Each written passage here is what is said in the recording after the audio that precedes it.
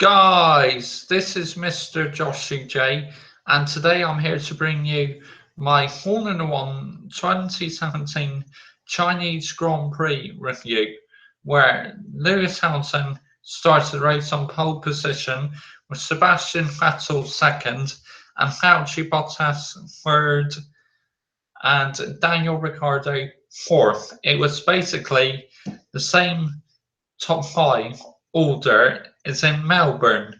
Max Verstappen was further down the field because he failed to get out of Q1. So the race started, but before the race started, Sebastian Vettel looked like he was out of position, but the stewards wanted no further action, which is a bit bizarre because I thought he was a bit out of position, but apparently the steward saw nothing wrong with it. So he got away with that. The race started and Lewis Hamilton got off the line well.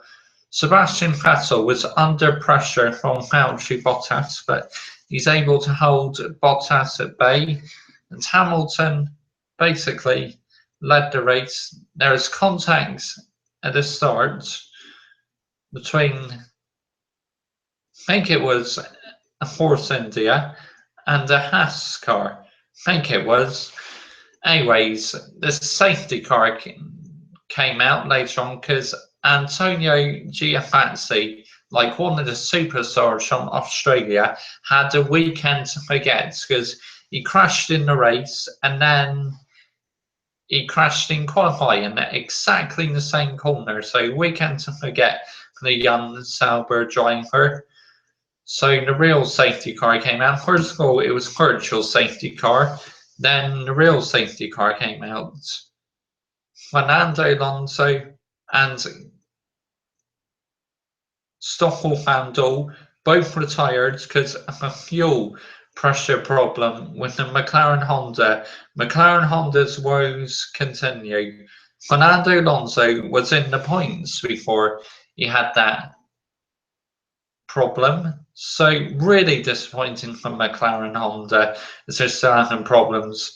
Danny Kvyat retired in the Toro Rosso.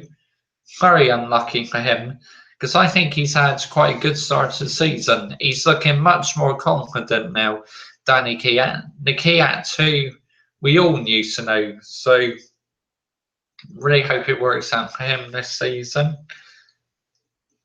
So Lewis Hamilton controls the race. Sebastian Vettel was being held up by the two Red Bulls. Yes, his former team. First of all, he's trying to get past Max Verstappen and then Daniel Ricciardo. No, wait, it was Ricciardo first, then Max Verstappen. With DRS not being effective, because the cars have more aerodynamics, the DRS was not effective at all. So Sebastian Vettel was forced to do his own overtake.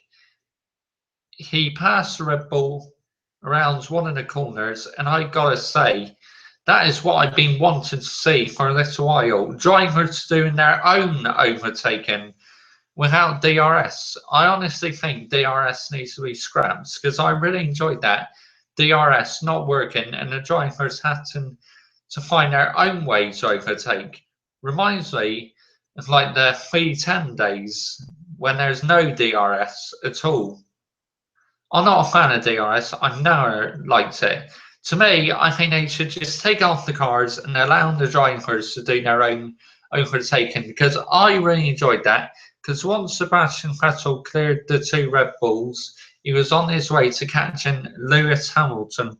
But Hamilton, soon as Sebastian Vettel started posting in fastest lap, Lewis Hamilton responded and he crossed the finish line and won the Chinese Grand Prix. Yep, so after the disappointment in Australia and Mercedes getting undercut, they bounced back and win the Chinese Grand Prix with Ferrari second and Max Verstappen hanging on to the podium, keeping Daniel Ricciardo at bay because Daniel Ricciardo was very close to Max Verstappen, but Verstappen won the battle, so he is on the podium with Ricciardo fourth, Kimi Raikkonen 5th in the Ferrari. To me, Raikkonen not quite got going yet, I don't think. It just doesn't have the same pace as what Vettel's got. Actually, Bottas in the Mercedes span, so he dropped down the field. But because Bottas finished 6th and Hamilton won the race, Mercedes take the lead in the Constructors' Championship. After Australia, with Mercedes not leading for the first time in the hybrid era, they regain the lead in the Constructors' Championship. And I tell you what, it is going to be a two-horse race, I reckon, between Vettel and Lewis Hamilton. I'm hoping Red Bull can join in the fight later, but it's very much looking for the constructors at the moment between Mercedes and Ferrari. Because at the moment, even when Mercedes are leading, they're just not putting away like they were last season. Because last season, if a Ferrari or Red Bull was following a Mercedes, that Mercedes would be gone in about 2 laps. So it just shows you how much progress Ferrari have made. Yeah, I'm really pleased with the progress Ferrari made. Nico Hulkenberg deserves a shout out because he qualified into Q3 in the Renault and started about 6th on the grid. That was unbelievable. But the race, it didn't work out for him as he had a 5-second time penalty, then a 10-second penalty or something. So really disappointing for Nico Hulkenberg.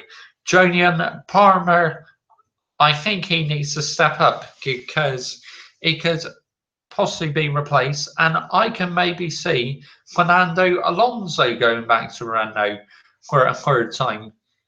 To me, with Renault improving now, I think that would be a smart move. Why not finish off at the team where you basically started your career winning world championships? Because Fernando Alonso won the championship in 2005 and 2006. Final year of the V10 era and the first year of the V8 era. So my driver of the day, I'm going to have to give to Max Verstappen, up 13 places. Unbelievable. And this race, I'm going to give it a very impressive 8 out of 10. That was much better than the Australian Grand Prix. I was very impressed with this race. So in the comments, let me know your driver of the day. And do you think it's going to be a 2-horse race for the championship? And do you believe Red Bull can join in the fight? And what next at McLaren Honda after a double retirement? Fernando Alonso has retired in the last 2 races. Stoffel Van Dole retired in this race. So 2 retirements for Alonso and 1 for Stoffel Van Dole. So Lance Stroll in the Williams had a decent race, I gotta say. Give him time because he's only about 18 or 19 years old, so he needs time to settle in. Felipe Massa is doing a really good job. The man who we thought all retired after the Interlagos Grand Prix last year has started off really well. He said he really likes the look in these new cars. So do I. I think they're absolutely amazing. Now, the issue is, major issue to sort out with these new looking cars is trying to reduce the aerodynamics, because that is definitely hindering overtaking. But as I was saying before, I loved how drivers had to find their own way to overtake. That was brilliant to watch. That really was. So Bahrain Grand Prix is at the weekend, back-to-back races. Yep. So I look forward to that. Join me for the review of that race. And also, the engine manufacturers had a big meeting to discuss about post-2020 regulations. Now, and the meeting was a success because these V6 turbo hybrids are set to be dropped and to be replaced by new power units, which are going to be made louder, cheaper, and more simple to develop, which that is absolutely fantastic news because Audi attended the engine meeting and apparently I think Lamborghini did as well and possibly Alfa Romeo. So if they can get the costs down, come up with a decent engine and definitely make it more noise. Now, I was reading on Autosport or ESPN F1 that for 2021 they are considering a twin turbo V6 and getting it up to 1,200 brake horsepower. If they can do that, goodness sake, that'd be unbelievable. To be honest, I think a twin turbo V8 would be a good idea. But fans have been asking for a return to actually aspirated engines, V8 or V10 engines, or possibly V12s. John Todd said no, it would never happen. But they've agreed to drop these current hybrid engines, so anything is possible. But if they want to remain road car technology, I think a much improved power unit would be good news, but also an actually aspirated with road car technology could be a good idea. We have no idea what engine is going to be used after 2020. Now there's going to be another engine meeting in May, so if anything happens, I will keep you updated. But I'm very excited because these turbo hybrids, the technology in them is impressive, but they're just too expensive, too complicated, and do not make enough noise. That's why the fans are against them, and I can understand why. Okay, bye bye.